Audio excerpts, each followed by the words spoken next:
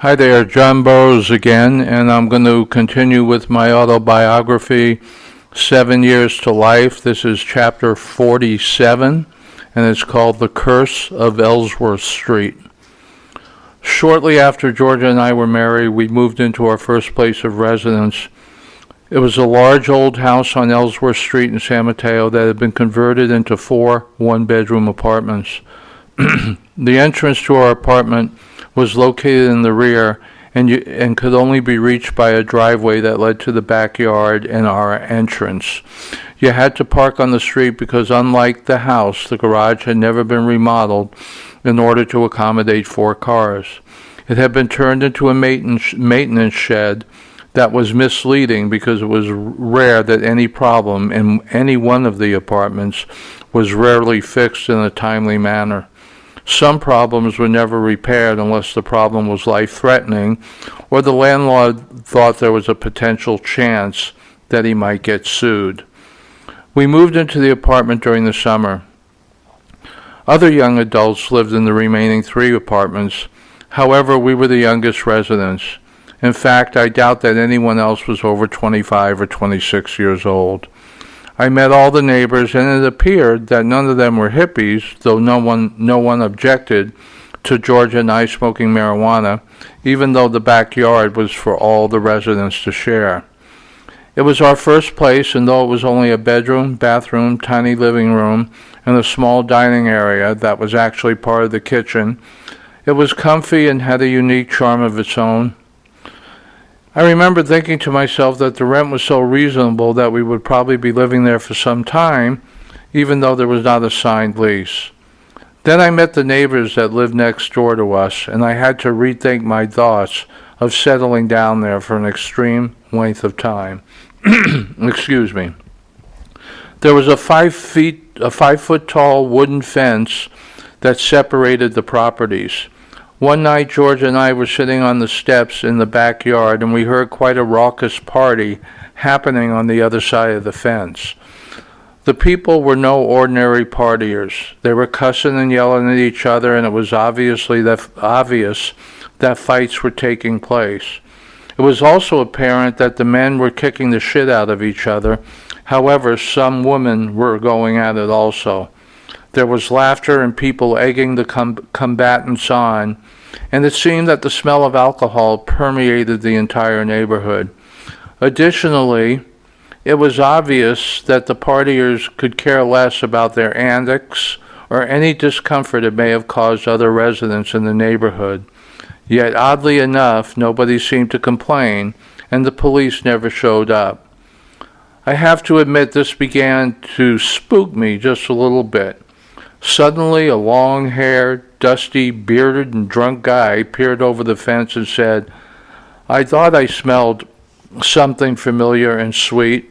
I knew the familiar smell, but could not figure out what smells so sweet."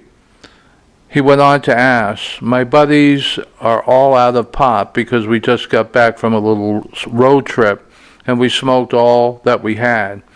Do you have some more that you wouldn't mind sharing with us?" I said, "That depends on how much you think you will need."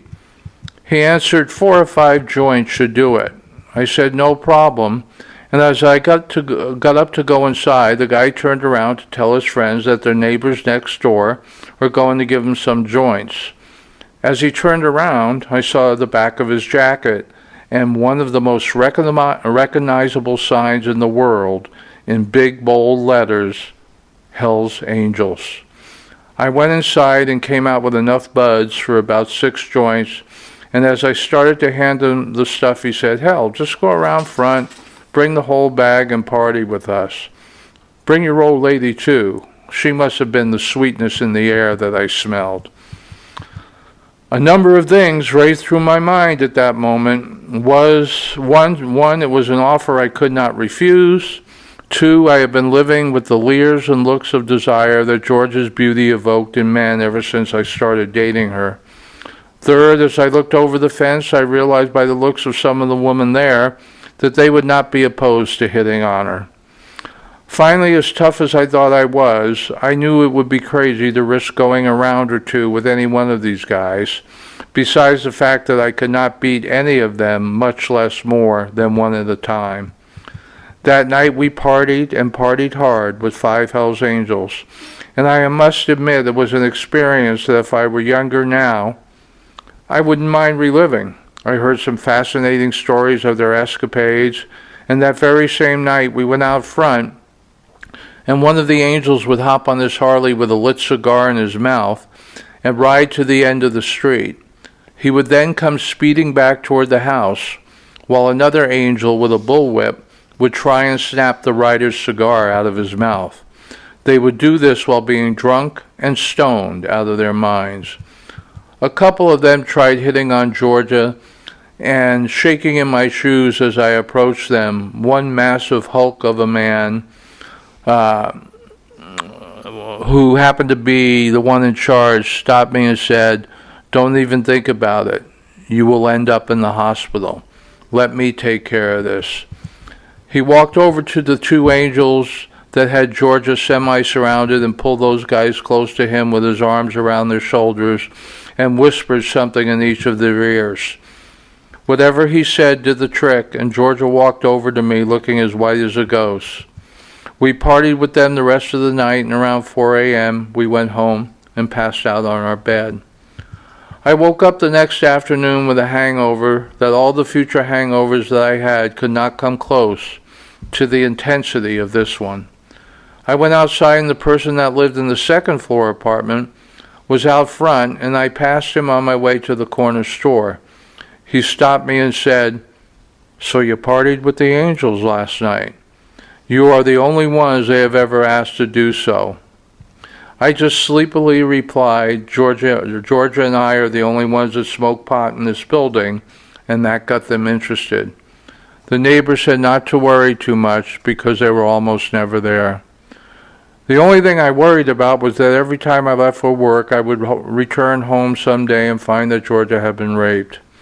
It never happened. Thank God I had already been through one unbearable tragedy that still has not been revealed. Another one, and I would have gone over the edge and never would have been heard from again. Eventually, winter came along, and with it another surprise.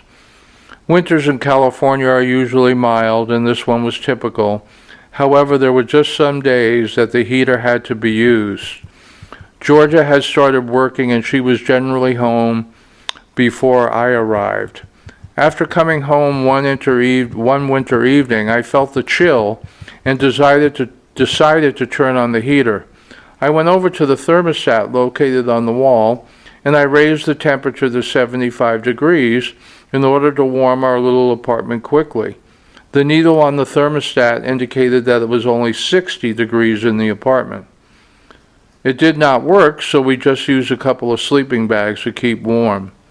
Surprisingly, an hour later, we heard a hum, and the heater began to work, and the place warmed up rather quickly.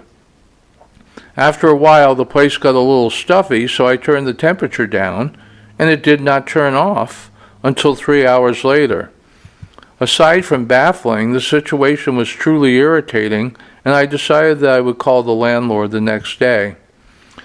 Before I left for work the next day, the heater came on again. It was like it had a mind of its own. I was running late, so I decided I would call the landlord when I had a break from work. As I was walking out to where my car was parked, I ran into one of the neighbors that also lived in the same building on the ground floor. I must have had a surly look on my face because when he saw me, he said, "It was pretty hot and cold. It was a pretty hot and cold night last night, don't you think?" I told him I planned to call the landlord about the whole fiasco. He started laughing and told me that he had found out long ago that the landlord had never did anything according to the rules, and when he remodeled the house, turning it into 4 apartments. The landlord had been confronted numerous times about the heat, among other problems, by other residents, both present and past. You did not have to like it, but you don't have to like it, but he responded honestly at least. The heat and other problems would cost him a small fortune, and he revealed to my neighbor and anyone else that confronted him that the heat was controlled by whoever lived in the only second-floor apartment. He would always remind the complainers that they were not bound by any lease and could move out any time they wished, and that if anyone ever reported him to the appropriate authorities, he would simply sell the house, pay the fines, and move on. I must admit the rent was 50% less than you can find anywhere else, and that probably explains why no one ever contacted the authorities, at least while I resided there. Nonetheless, I thought that the whole situation was absurd, and we moved out shortly thereafter. During our marriages, we shared many different places to live with close friends and other couples. We moved into a two-bedroom apartment with Leslie Y., who I have mentioned to you that I worked with at the San Francisco airmail facility, and we moved in with her. This was about 2 years after moving out of the first place on Ellsworth Street. During this time, I introduced Leslie to a close friend of mine who I had not seen in a while. His name was Paul F., and all the ladies considered him hot. However, he was more insecure than he was egotistical. He was one of the nicest guys I had ever met, and sometimes I think he felt that his looks were a curse because he genuinely wanted to be loved for his attributes, not necessarily his looks. Regardless, he and Leslie hit it off, and they began a long, steamy, and tumultuous love affair. When I think about them today, I feel that they both deeply regretted that they could not make the relationship last.